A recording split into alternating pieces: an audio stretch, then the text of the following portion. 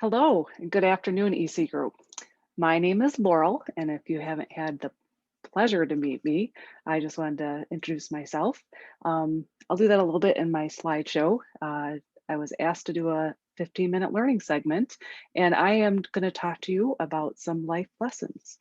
I have learned lessons this last year that have helped me through COVID, but I acknowledge that they actually have been life lessons that have just helped me in many areas of my life. So bear with me while I screen share. This is a first for me to do a presentation virtually, and I don't know the last time I made a PowerPoint, so it was kind of a fun challenge to learn and grow, and I'll talk about that as one of my life lessons later. So, life lessons, things I've learned in order to have a healthy heart and a happy home. But this isn't limited just to physical and your home, your family life. I find these lessons actually go over all areas of your life, your professional life, your extended family life, the way you interact with your community. So hopefully you'll enjoy some of these life lessons I've written down for you. So this is me and my husband, Steve. If you remember meeting him, he came to India a couple times, but for those that have not met him, he is my husband as of 29 years. So we've been married, knew each other years before that in high school. So we've had a very blessed life together. I am 50 years old. Proud to say that I have people say that I don't look 50, so I'm happy about that, which kind of inspired the, you know what, how do I share some wisdom being 50, but yet being young? So I wanted to share some of that. I also have three children. You have Sarah and Sam and Megan. Some of you met Megan when she was able to visit there in the office.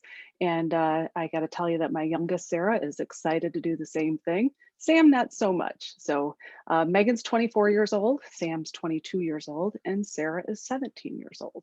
So I am still a parent, not young ones, but it's a challenge doing older ones too, as some of you might be learning now.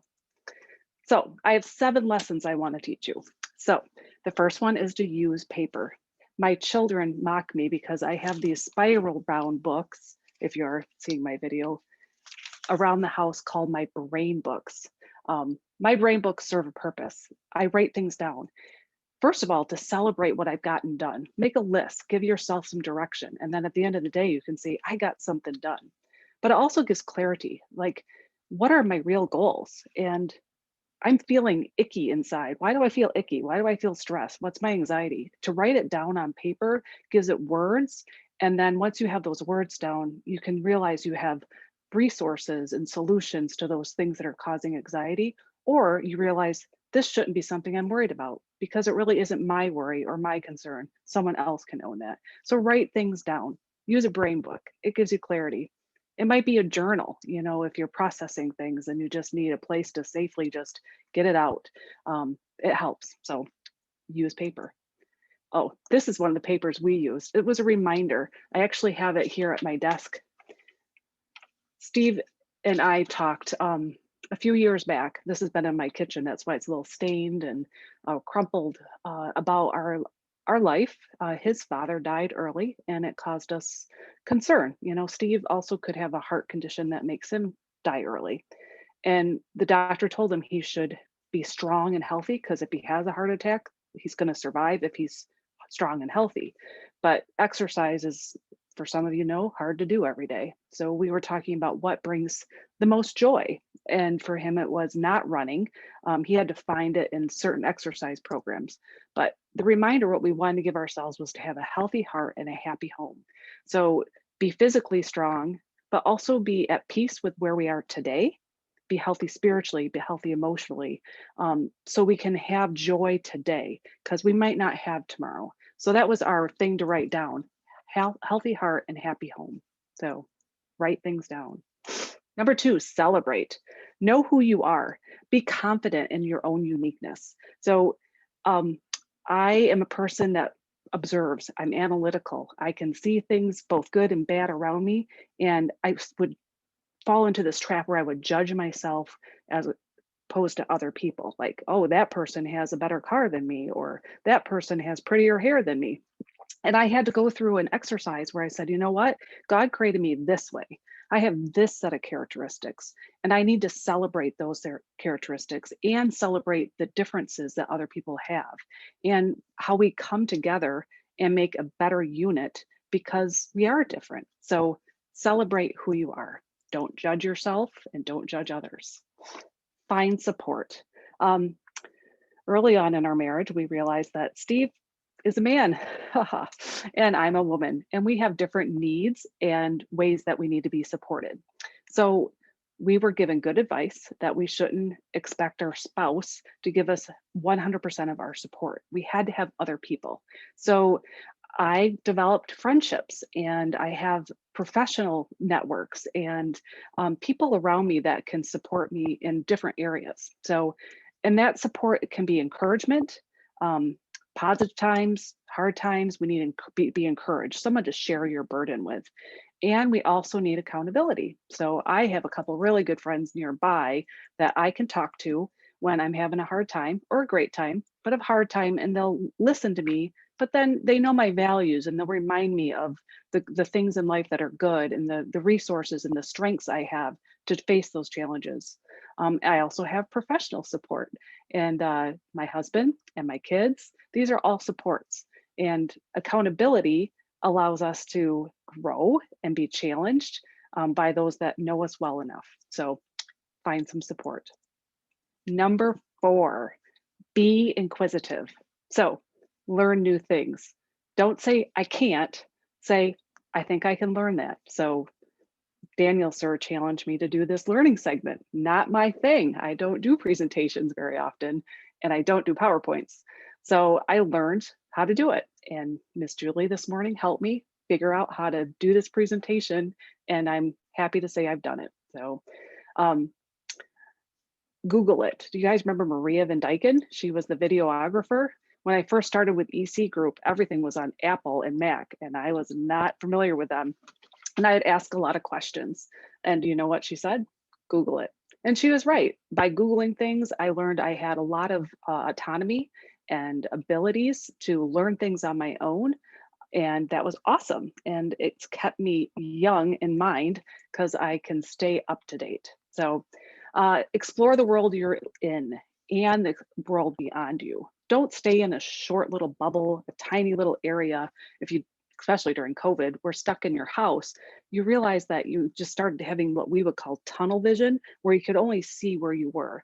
So broaden your perspective, explore around you. Maybe that might be virtually for now, but I really challenge you to find, you know, what the boundaries are in your life and push a little beyond. You'll learn that other people have different ideas and different perspectives. And by listening to those, you become a more full person, a rounded person, and listening to people. I love to talk about listening. Be present with the person you're with. It gives them respect. It builds a relationship. It shows you care. And most importantly, you learn something about that person, about yourself, and about the world around you. So be a good listener, even like when it comes to our customers. I try to be a really good listener. And if you're confused, it's okay. Say, I heard what you were saying. I think this is how I understood it. And it gives them the opportunity to either say, yeah, that's exactly what I meant, or no, that's not exactly what I meant. Let's find some clarification. So I really challenge you to listen well and be inquisitive. Number 5, serve.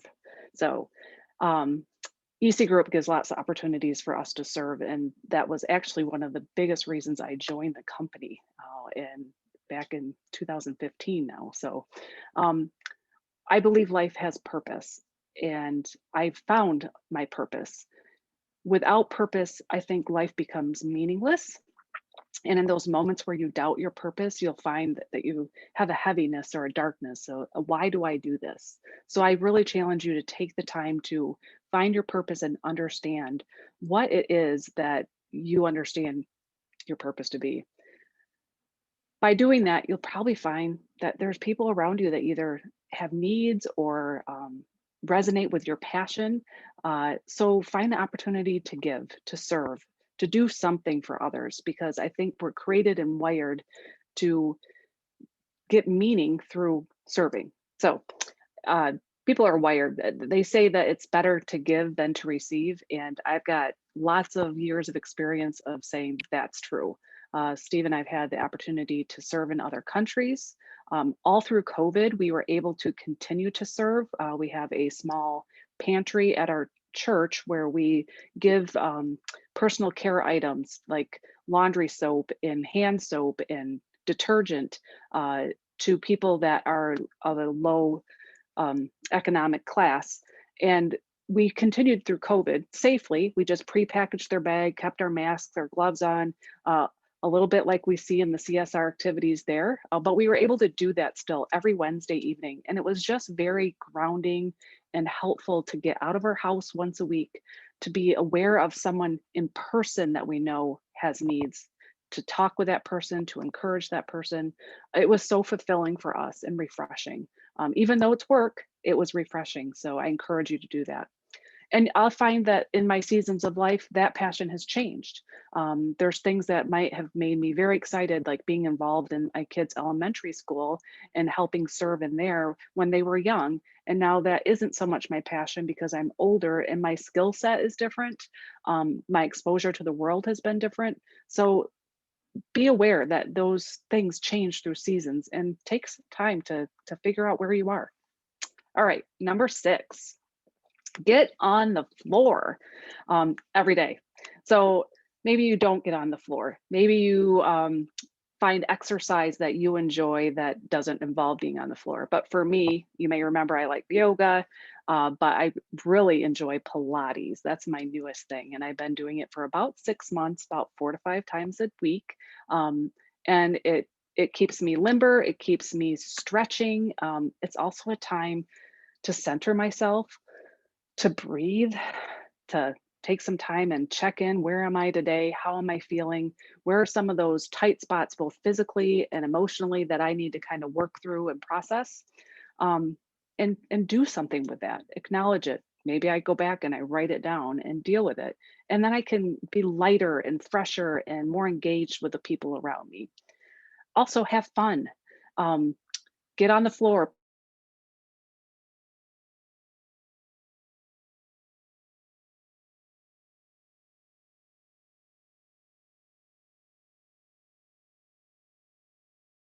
play with the kitchen table, and play some kind of a card game. Um, if you have any questions for me, I can give you some ideas. I heard once that if you can get down on the floor and up again on your own, you're still young. So get on the floor. I can still get on the floor, and I plan to do that well into my 70s. So, all right, finally, number 7, grace wins.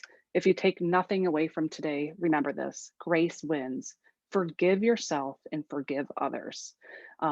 You're a human. We're not perfect. We're going to make mistakes. Don't beat yourself up for it. Acknowledge it, move on, and do the best that you can. You were created in a unique way, and you should just celebrate that and move on. Forgive others. Let go of offenses. If you're holding on to an offense, it's probably hurting you more than it's hurting the other. You're wasting time. Let it go and move on. Forgive them. I'm not saying don't submit yourself to abuse. Have good boundaries with someone that is offensive or hurtful, but don't let it eat you up. Usually offense is not intentional towards us. I think about when we're driving and someone cuts us off. I've been in Chennai. I know what happens. To hold on to anger against that driver, he never intended to upset you. He was just trying to get to his objective, but the outcome was upsetting to you. Don't let it stay. Let it roll off your back. You heard like water off a duck's back. Let it roll off and move on. Let it go. Be gracious, forgiving. All right, that was the end. That was 7. So, 7 life lessons for a healthy heart and a happy home. Use paper. Celebrate yourself. Find support. Be inquisitive. Serve. Find joy and meaning. Get on the floor and be gracious. Thank you. Vanakkam. I'm going to stop sharing and say goodbye. I'll miss you guys at annual day. I hope you guys have a great time and just thank you for everything you do. And I hope you found this a helpful little presentation. Bye.